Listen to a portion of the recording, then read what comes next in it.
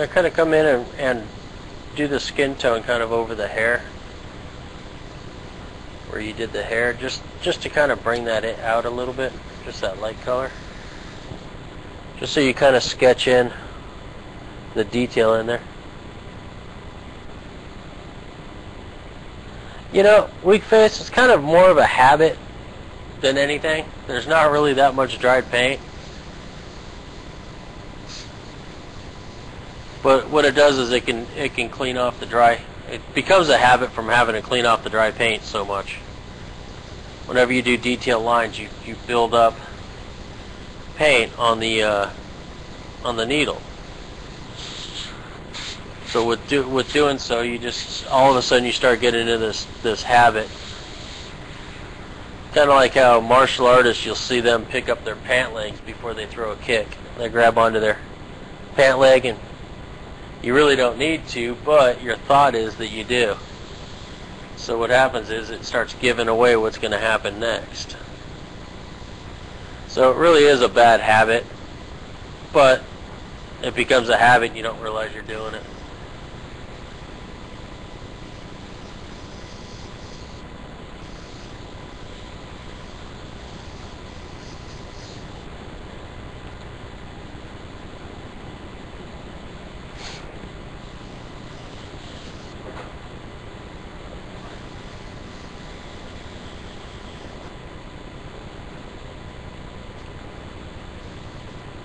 See that we're just softening up areas, kind of getting rid of all the shadowing that we did, but it's still there. It's just, we're lightening it up a lot.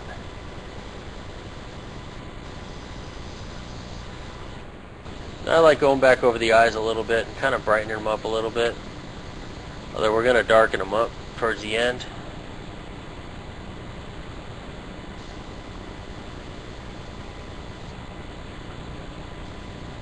Kind of preserves it.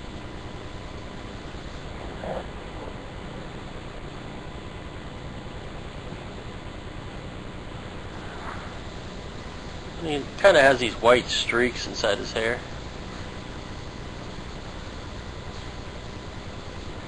So I'll keep on adding those, even though that we're going to be getting rid of them. I'll add them in here just so I can keep with the direction of the hair and stuff.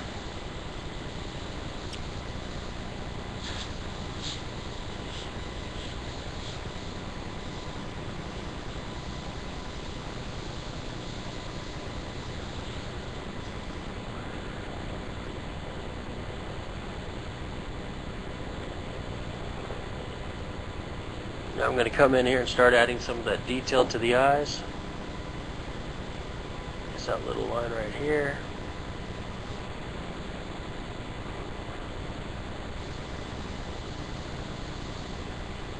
Remember how this looks like it's rolled over, so we got to add that highlight back in to get that rolled look in there.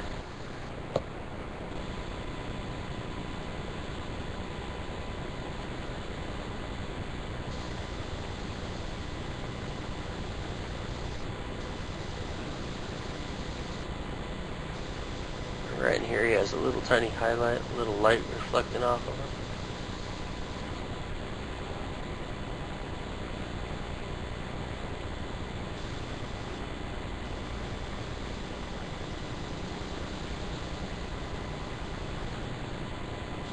Now I never airbrush in a hurry. If I'm in a hurry to do something, then I stop and do something different. If you start feeling like, you know, you don't want to be doing it, then stop. Don't do it. It'll be waiting for you.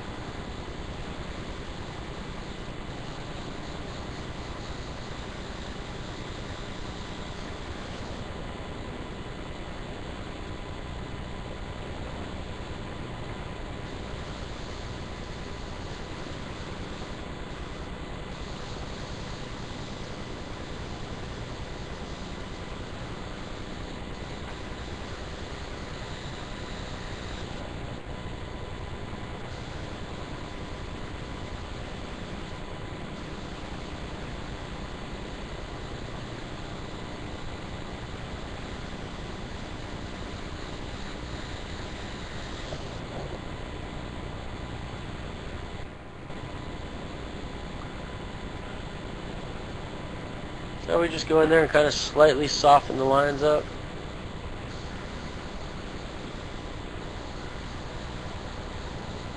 Makes it to where you can't really mess it up. You know, you can go back in there, you can tweak what you need to, you can lighten what you need to. It's still there. The shadowing's still there. It's just slowly getting rid of it.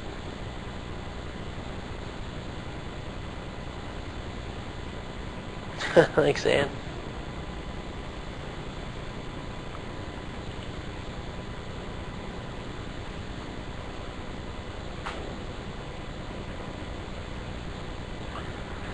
So we're just going to keep on going over this, add in the highlights where the highlights need to be done. Now remember, this is just basically still the first stage of toning. I'm just going in here now and just kind of correcting some of the shadows and highlights and soften it up a little bit so we can go back in there and hit it again.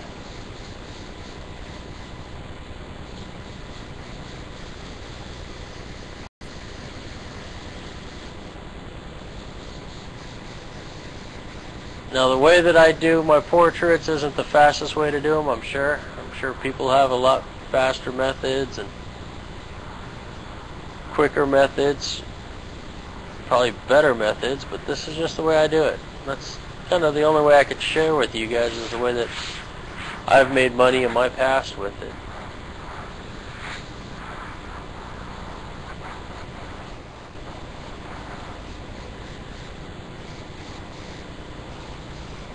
You know, there's people that's all they do is portraits or fine art airbrushing, and you know, I'm so used to doing the automotive stuff that I have to be able to do it a certain way to where I can blend it with the backgrounds. And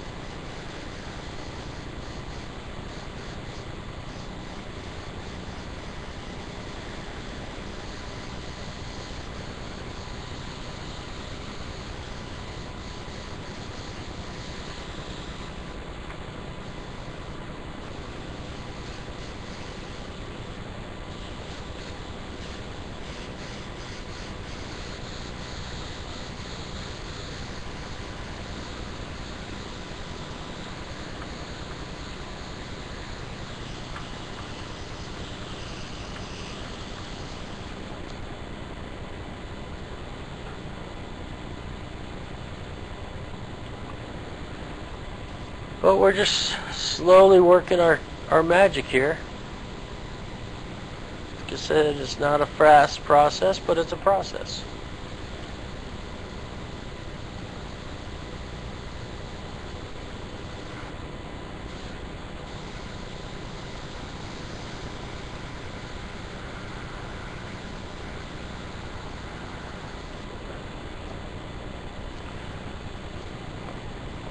Now, if you guys are seeing something you guys don't like, that's great. Can't wait to see your guys' homework.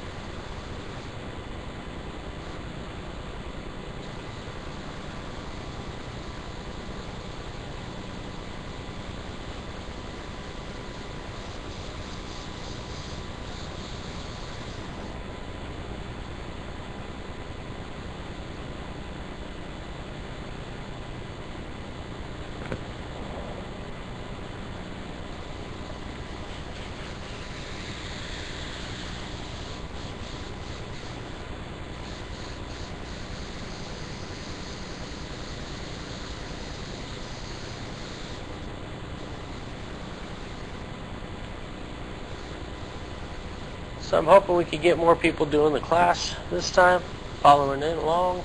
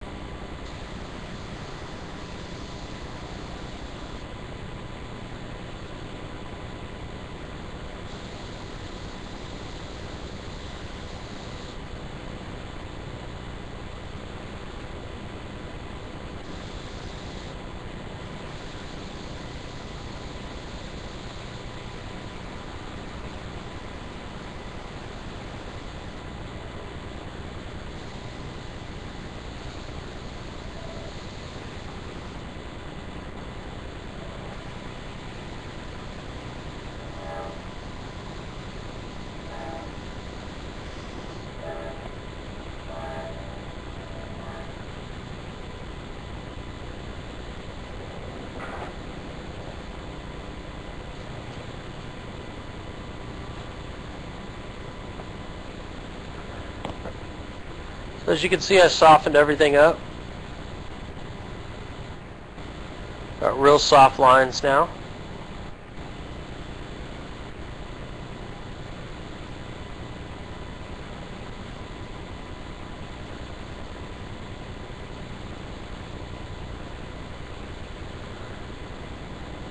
So now if I want to, I can go back in with the same gray that we already went in with and shift lines, move lines, do what we need to do to get that feeling of,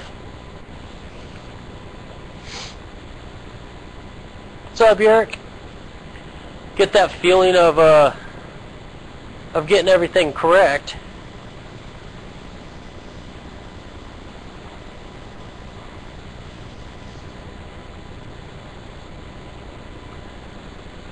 You know, if you see something you don't like, you can always go in there and alter it right now.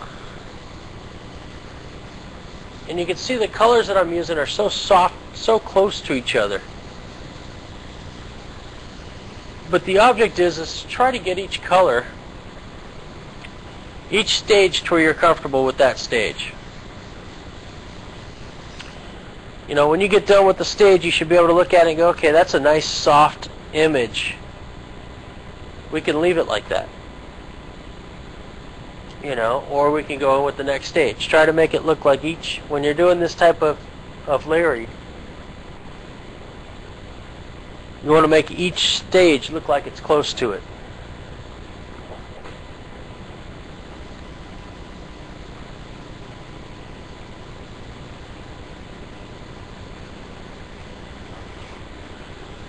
I always like it when I get done with the stage to where, you know, you could leave it at that stage if you wanted to.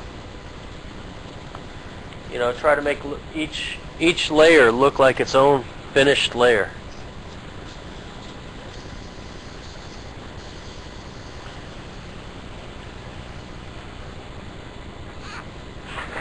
Okay, so now I'm going to go in with the medium gray.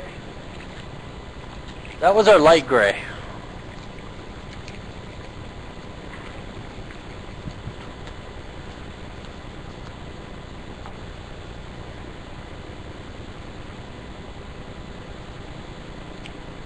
Now our medium gray, I'll show you on the piece of paper what it is.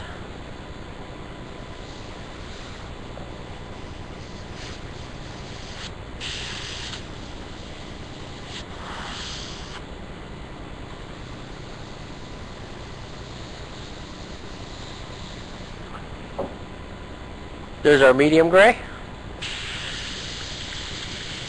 which is somewhat close to what we had. It's a little bit darker, you'll see.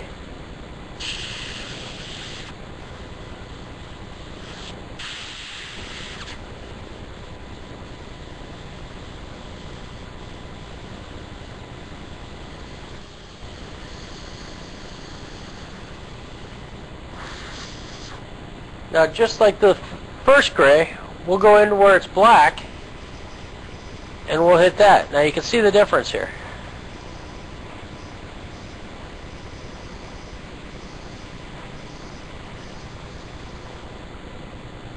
See the color difference? So you can see that it's a decent amount darker. So now we're just going to draw in his collar line here.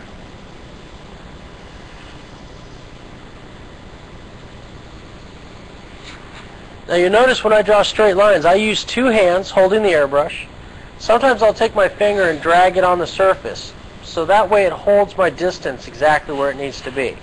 That'll stop me from wiggling, it'll stop me from moving up and down, getting closer, getting darker, getting lighter.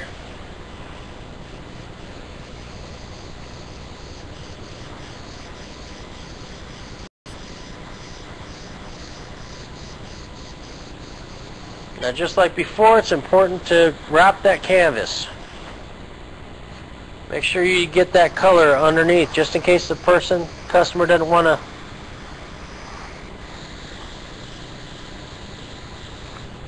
wrap it, they don't have to.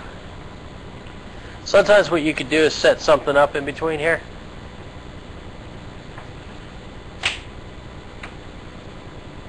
Just to hold it off the edge for that area.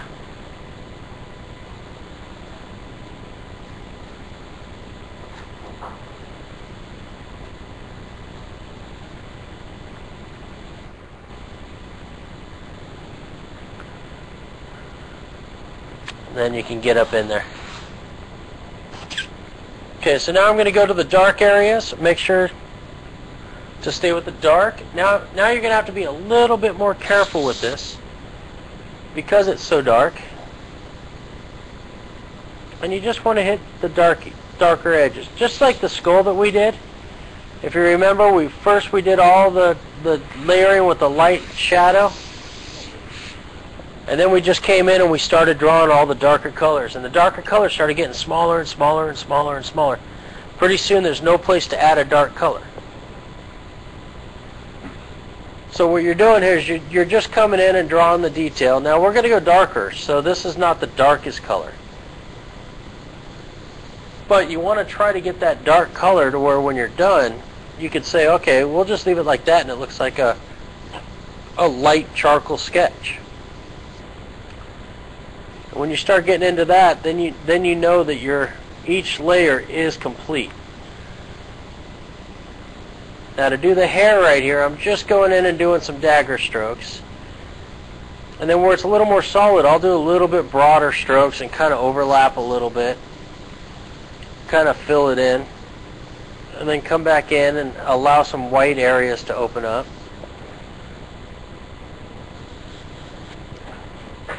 And kind of work back and forth doing this hair. Now, like I said, next week we're going to go into doing hair. So it'd be nice if you guys could do this class so I could see how you guys do on this little bit. So when we get ready to do the next class, I'll have a little bit more knowledge on where I'm not teaching you guys, showing you guys enough, or for whatever reason I need to change the way I teach on it.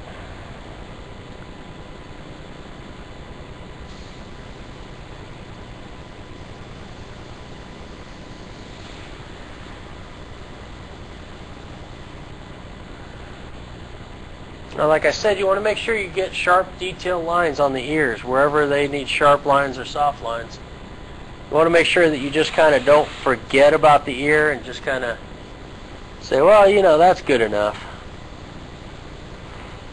Because that's one of the places where you notice when you look at artwork, to tell the difference in between artwork and a photograph, you could usually go in there and look at the ears or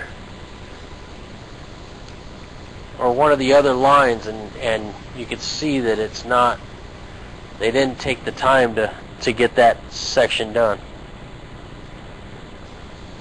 So once again, on the hair, just kind of bring it in. You bring a couple lines out, maybe just a couple dots out here to where the hair is just really short,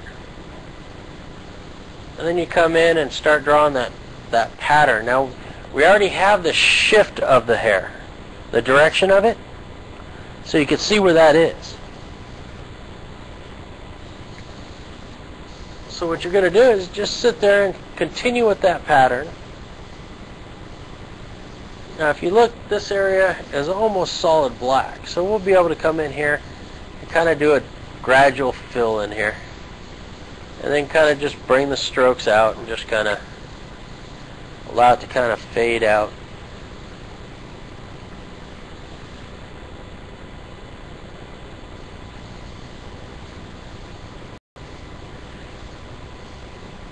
So you don't need to do each hair individually. You'll bring in an area like this and just kind of do a broad stroke on it, and then come back in and do a couple daggers coming out of that area, and that'll get you your hair going.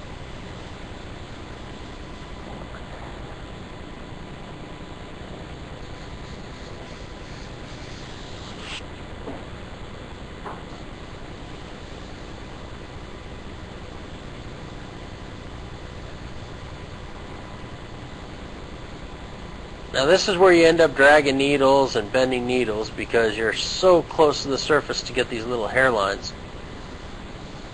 And you're moving so fast to it. That's why you see my hand on the surface.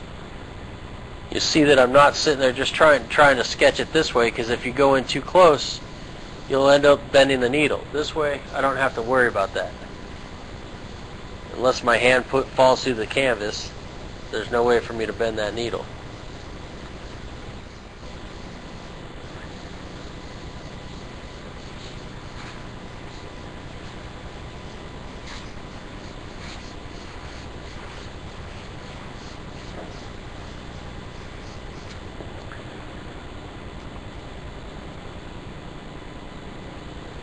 Now you can see how I'm darkening it up. Now I'm wrapping the canvas. Make sure you do that.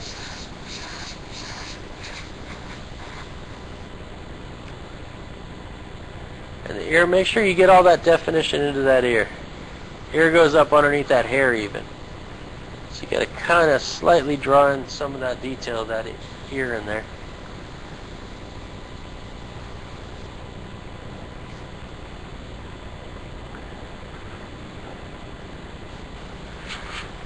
This is slightly shadowed, coming down off that. Now in here we have a shadow. Goes up to the ear. Now there's two different lines on his neckline here. There's a line coming down this way and a line right over here.